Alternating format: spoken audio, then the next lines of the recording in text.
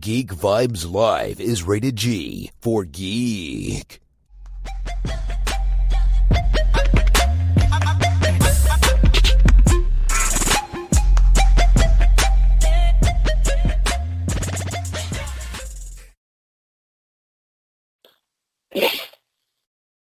All right. Hello, everyone. Welcome back to another amazing episode of Geek Vibes Live Interview. I'm your host, Tia, and I have with me actor Andy Goldenberg, part of the upcoming movie. Actually, when this is released, the movie will actually be out, and the movie is Love, Weddings, and Other Disasters. Andy, by the sound of that title, is it disastrous? For the characters, yeah. Yeah, I mean, as far as my my childhood growing up, love always seemed to be disastrous. Although I got lucky in the end. That is very good. That is very good. But Andy, thank you for being here with me tonight to speak about your upcoming movie. First of all, I have to say that I hope that you're doing all right with all of the craziness that's going out there right now. What have you been doing to keep yourself occupied during this insane pandemic? Is there a pandemic? Some people like to believe there isn't. I don't know what's going on. I haven't left my house in almost 9 months. So if there's something happening in the world, I don't know what's happening.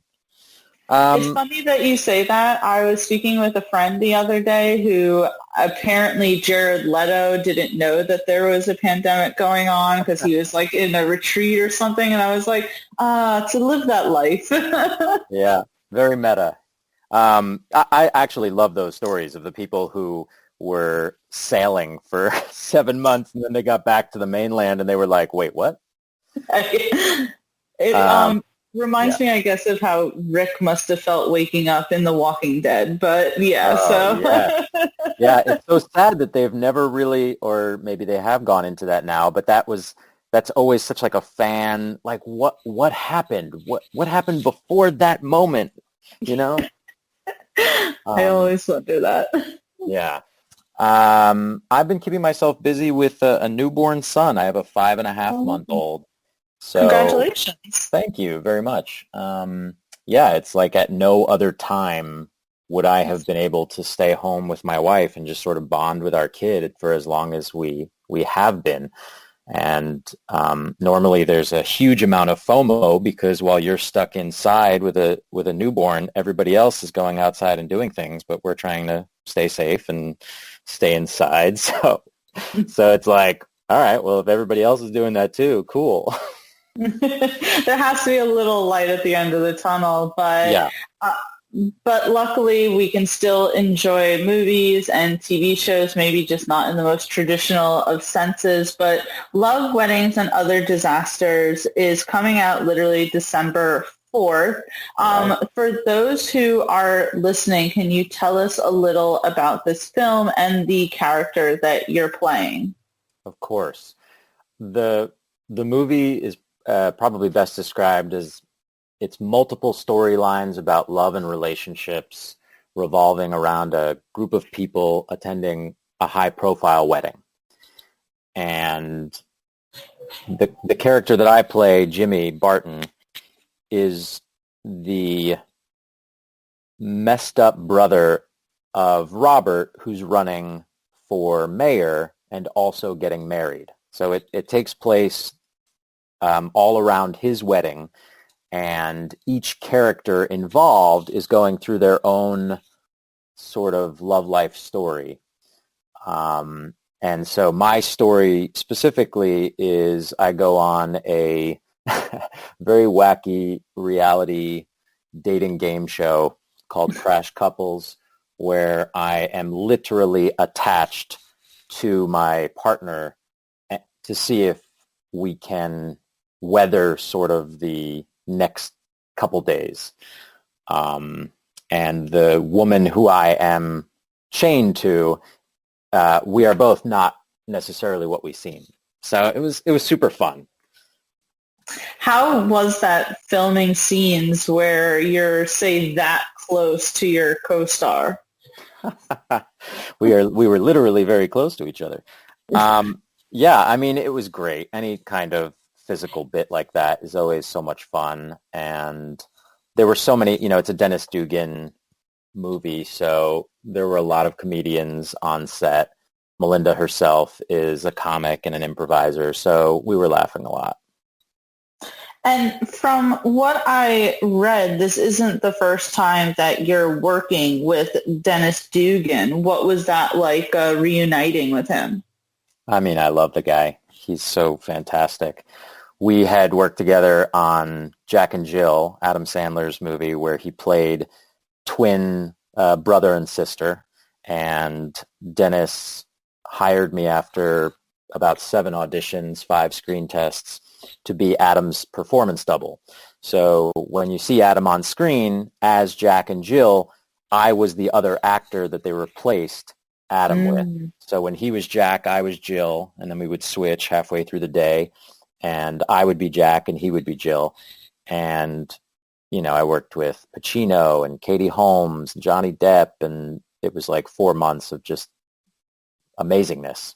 And so I had kept in touch with Dennis over the last, few years, and we had worked together on a Funny or Die bit a couple times and a few readings, and then he called me up and told me he had written this movie years ago and that it was finally probably being produced, and would I read it? And I was like, I have stuff to do, but sure, send it to me.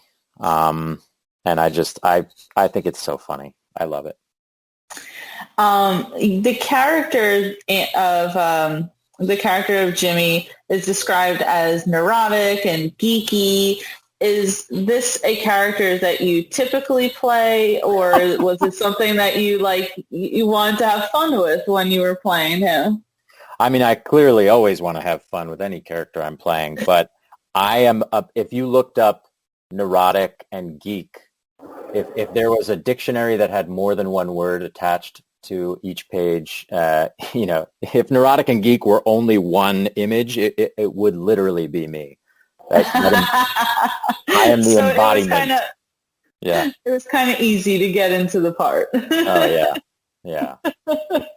I mean, that's fantastic. And you mentioned before working alongside really well-known actors, and you're doing so as well in Love, Weddings, and Other Disasters with Diane, Keaton, and Jeremy Irons. I mean, those are huge names. I mean, do you ever... for me, I mean, you're an actor, so you're in the business. For me, I feel like I would get a little starstruck. Does that ever happen to you? Of course. I mean, the biggest name I had ever worked with at the time was Sandler, and I had been watching him since I was a kid. And for some reason, while I was starstruck, I really only had like 1 or 2 moments where I said literally to him, like, man, I would watch you all the time on Saturday Night Live and play your characters by myself when I was a kid, like filming myself doing your stuff. But on that set, I could not talk to Tom Cruise. Tom Cruise was with Katie Holmes at the time, and he came to set, I think, twice. And both times I couldn't go to Video Village. I was just like, I don't even know what I would say around him. I mean, he is the biggest movie star of all time. And so I never actually like introduced myself or anything. I just couldn't even go near him. But most other actors, we're all fun to be around and not so fun to be around sometimes. And, everybody's pretty much the same when you get down to it. It doesn't matter how famous you are. So I definitely don't get as starstruck as I used to. At first, when you said about having not spoken to Tom Cruise, I thought you were alluding that there was some sort of clause that you couldn't, go up to him. And I was like, no, oh, okay. No, there was no couch for me to jump on at the time. No, I mean, it was just, I love Tom Cruise. I think he could read out of a phone book and I would be mesmerized. I think the world of him as an actor. And I was just so nervous that I was going to say something and make myself look like a fool. I mean, I would probably be worried for myself doing that as well, so I completely understand. But in the film, do you have any scenes with Diane Keaton or Jeremy Irons? I don't. It's an ensemble piece. We're in a similar scene. We're in a scene, but we didn't shoot it on the same day. They shot Diane and Jeremy out at the beginning of the shoot. And I think I got to Boston the day before they were leaving. So I was on set for their last day, but we never had any shooting time together. I mainly worked with Melinda and Todd Stashwick, Maggie Grace, Dennis, a whole bunch of people. Oh, okay, I understand. Hey, maybe next time, right? But yeah, I mean, the people I worked with they're fantastic. I had no qualms about who I worked with. I was happy to work with all of them. And when was this movie filmed? It was filmed right before the pandemic. It was filmed it was filmed September, October of 2019. So as we all know now, it was starting to come over, just afterward. So we were lucky, as we were probably one of the few movies to be able to shoot before it happened. Yeah, you definitely couldn't do any scenes now where you're chained up with someone. That would definitely be breaking some protocols. It would definitely be a lot harder for me, yeah. And so when you think of, choosing your next role, what really goes into it? Like, what does a role have to have that makes you go, I'm going to play this character? I'm usually open to most things just because, I really like acting. I like the process. I like being on set. I like meeting new people. And it's always a unique opportunity, especially to dive into something that sometimes you weren't that much of a fan of when you first read it, but fell in love with later. That being said, the projects that I'm most drawn to and the ones that I'm most excited to play would be the ones that make me laugh. If I read a script and it makes me laugh and it feels like a story that I would want to tell, then I'm down. So definitely comedies are kind of the genre that you probably feel more comfortable with. Would you, to me, I feel like movies, every so years, movies kind of go in a direction where you can tell what's, say, the popular thing. And Right. to me, I feel nowadays the two most popular genres are the horror movie genre Always. and the superhero genre. Could you see yourself in either? I have been reading comic books since I was a kid, so Marvel, if you want to cast I'm trying to think of who I could play. I mean, I've always seen myself as Spider-Man, but I wouldn't cast myself as him. I would love to be in a superhero film. I created a web series years ago called Super Guy and Friends, where I was the super normal friend to a superhero, which we did with Stan Lee's POW company, which was really fun in collaboration with YouTube Space. And horror, I would definitely do, but I'm most attracted to horror comedy. Right. Like, I'm trying to, God, I can't think of any off the top of my head, but I know what you're thinking about. I feel like a movie, say, did you Tucker ever and see? Dale. Yeah. Or did you see Ready or Not? I know that wasn't necessarily a comedy, but it's still kind of that postmodern feel that I feel like if I were in horror, I'd be more comfortable in that. I didn't see Ready or Not. I'm not going to spoil Oh wait, anything. no, I did see Ready. I did see Ready or Not. No, I did. I just looked it up. It was fantastic. The whole game, where she was fantastic in it. Yeah, that was a great movie. But I do want to go back to your web series because that's really cool getting to participate even in something that has the Stan Lee name over it. You know, how long did that web series run for? I mean, it must have been great just even doing anything like that. Oh, I mean, it was super cool. I've been on YouTube for a long time. I was one of the OG YouTubers. I sort of rose to YouTube fame, putting words to movie theme songs, which you might have seen, the classic scores of Superman and Batman. And so YouTube came to me and they said, you know, we're creating this space called YouTube Space LA, which is basically a studio like Warner Brothers or Paramount, and you can come shoot on the sound stages. Wow. And I was like, sign me up. Actor, content creator, you better believe it. And so one of the programs that they had was applying for this partnership with Stan Lee's POW, and they built this superhero lair, and they asked for pitches. And so I pitched that idea, Super Guy and Friends, and they built us a superhero costume, and we went 5 episodes. It's basically the length of like a TV pilot. So it's essentially a TV pilot. And we shot it on red. It just looks gorgeous. And yeah, I mean, I love it. I've, you know, in pitch meetings, I always bring it up as like the superhero genre is so widespread. You know, what are the takes of the normal people who live in their lives, which I've always wondered about, even from like an actor's standpoint. You know, you have these famous actors. What is it like to be their friend?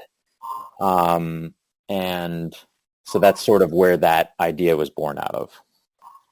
No, I really love that. That's so cool. It makes me want to definitely, after this, go on YouTube and find the series to check it out. Yeah. It's funny that you mentioned about being, say, one of the OG YouTubers. I feel as if, because I'm 30, and I remember when YouTube was first a thing, and just the type of videos that were on it at the time, and you could make something like that at the time. And YouTube has so changed throughout the years. I mean, there's so much content that like you couldn't get away with today. What do you feel about that? Like, are you still active on YouTube? I'm not as active on YouTube. There came a point, you know, I started on YouTube because I was at Second City at the time doing improv, and we were doing these shows for, you know, 50 to 100 people a night.